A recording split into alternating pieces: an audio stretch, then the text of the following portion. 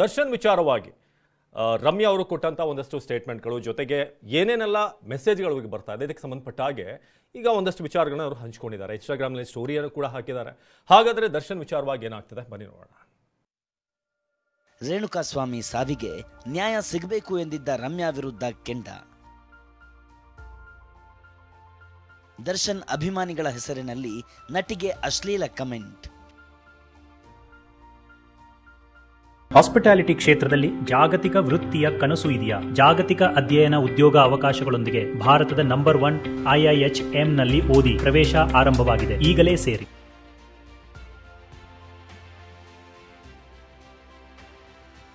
ದರ್ಶನ್ ಜಾಮೀನು ಅರ್ಜಿ ಸಂಬಂಧ ಸುಪ್ರೀಂ ಕೋರ್ಟ್ನಲ್ಲಿ ವಿಚಾರಣೆ ನಡೆಯೋ ಹೊತ್ತಲ್ಲೇ ರೇಣುಕಾಸ್ವಾಮಿ ಸಾವಿಗೆ ನ್ಯಾಯ ಸಿಗಬೇಕು ಅಂತ ನಟಿ ರಮ್ಯಾ ಟ್ವೀಟ್ ಮಾಡಿದ್ರು. ಅಷ್ಟೇ, ಇದೇ ಟ್ವೀಟ್ ದರ್ಶನ್ ಅಭಿಮಾನಿಗಳು ಕೆರಳುವಂತೆ ಮಾಡಿತ್ತು. ಅದರಲ್ಲೂ ಕೆಲ ಅಭಿಮಾನಿಗಳು ಅಶ್ಲೀಲ ಪದ ಬಳಸಿ ಕಮೆಂಟ್ ಹಾಕ್ತಿದ್ದಾರೆ. ಅಶ್ಲೀಲ ಕಮೆಂಟ್ಗಳ ವಿರುದ್ಧ ಸಿಡಿದ ನಟಿ. ರೇಣುಕಾಸ್ವಾಮಿ ಸಂದೇಶ, ಡಿ ಬಾಸ್ ಅಭಿಮಾನಿಗಳ ಸಂದೇಶ ಒಂದೇ. ದರ್ಶನ್ ಫ್ಯಾನ್ಸ್ ಅಶ್ಲೀಲ ಸಂದೇಶ ಕಳಿಸ್ತಿದ್ದಂತೆ ಕೆರಳಿದ ನಟಿ ಅವುಗಳನ್ನೇ ಸ್ಕ್ರೀನ್ಶಾಟ್ ತೆಗೆದು ಖಾರವಾಗಿ ತಿರುಗೇಟು ಕೊಟ್ಟಿದ್ದಾರೆ. ರೇಣುಕಾಸ್ವಾಮಿಯವರ ಸಂದೇಶಗಳಿಗೂ ಡಿ ಬಾಸ್ ಅಭಿಮಾನಿಗಳ ಸಂದೇಶಗಳಿಗೂ ಯಾವುದೇ ವ್ಯತ್ಯಾಸ ಇಲ್ಲ. ಈ ರೀತಿಯ ಸ್ತ್ರೀ ದ್ವೇಷದ ಮನಸ್ಥಿತಿಯನ್ನ ಹೊಂದಿರುವ ಟ್ರೋಲ್ಗಳಿಂದಾಗಿ ಮಹಿಳೆಯರು ಮತ್ತು ಯುವತಿಯರು ಕಿರುಕುಳ, ಅತ್ಯಾಚಾರ ಮತ್ತು ಕೊಲೆಗೆ ಒಳಗಾಗ್ತಾರೆ. ಹೀಗೆ ಟ್ವೀಟ್ ಮೂಲಕವೇ ತಿರುಗೇಟು ಕೊಟ್ಟಿದ್ದಾರೆ.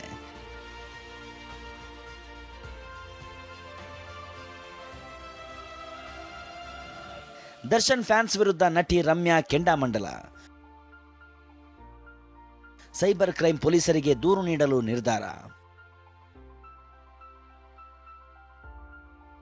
ನಟಿ ರಮ್ಯಾ ಆಕ್ರೋಶ ಇಲ್ಲಿಗೆ ನಿಂತಿಲ್ಲ. ಡಿ ಬಾಸ್ ಅಭಿಮಾನಿಗಳ ಅಶ್ಲೀಲ ಕಮೆಂಟ್ನಿಂದ ಕೆರಳಿರುವ ಪದ್ಮಾವತಿ ಸೈಬರ್ ಕ್ರೈಂ ಪೊಲೀಸರಿಗೆ ದೂರು ನೀಡಲು ನಿರ್ಧರಿಸಿದ್ದಾರೆ. ಈ ಬಗ್ಗೆ TV9 ಜೊತೆ ಎಕ್ಸ್ಕ್ಲೂಸಿವ್ ಆಗಿ ಮಾತನಾಡಿದ ರಮ್ಯಾ, ದರ್ಶನ್ ಹಾಗೂ ನನ್ನ ನಡುವೆ ಭಿನ್ನಾಭಿಪ್ರಾಯ ಇಲ್ಲ. ಎಲ್ಲೇ ಸಿಕ್ಕರೂ ನಾವು ಚೆನ್ನಾಗಿ ಮಾತನಾಡಿಕೊಳ್ತೇವೆ. ಆದರೆ ಅಶ್ಲೀಲ ಕಮೆಂಟ್ ಮಾಡಿರೋರ ವಿರುದ್ಧ ನಾನು ಸೈಬರ್ ಕ್ರೈಮ್ಗೆ ಕಂಪ್ಲೇಂಟ್ ಕೊಡುತ್ತೇನೆ ಅಂದಿದ್ದಾರೆ.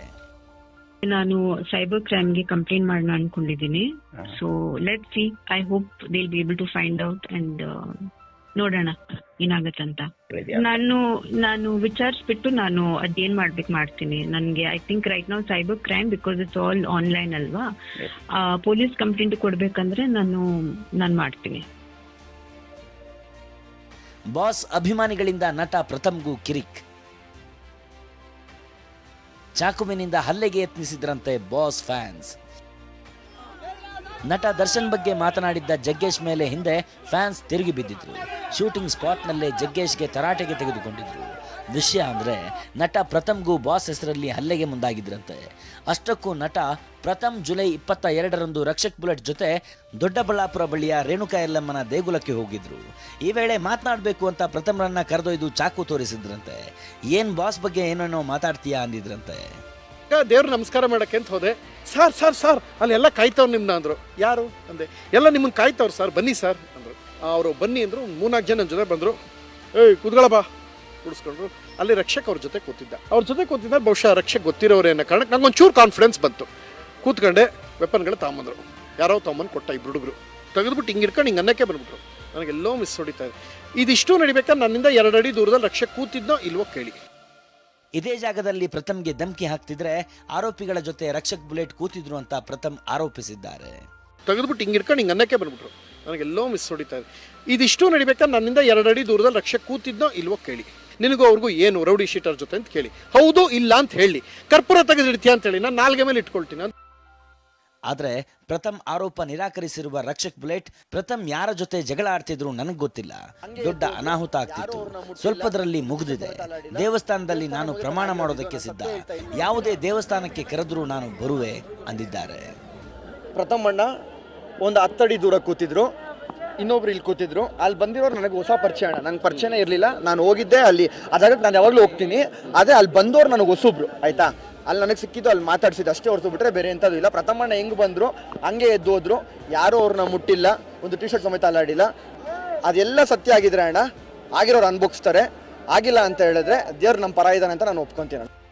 ಒಂದು ಕಡೆ ನಟಿ ರಮ್ಯಾ ಹಾಗೂ ದರ್ಶನ್ ಅಭಿಮಾನಿಗಳ ನಡುವೆ ಸಂದೇಶದ ಸಂಘರ್ಷ ನಡೀತಿದ್ರೆ, ಇತ್ತ ಪ್ರಥಮ್ ಮೇಲಿನ ಹಲ್ಲೆ ಯತ್ನ ಹತ್ತಾರು ಚರ್ಚೆ ಹುಟ್ಟುಹಾಕಿದೆ. ಬೆಂಗಳೂರಿನಿಂದ ಮಾಲ್ತೇಶ್ ಜಗ್ಗಿನ್ ಜೊತೆ ನವೀನ್, TV9 ದೇವನಹಳ್ಳಿ.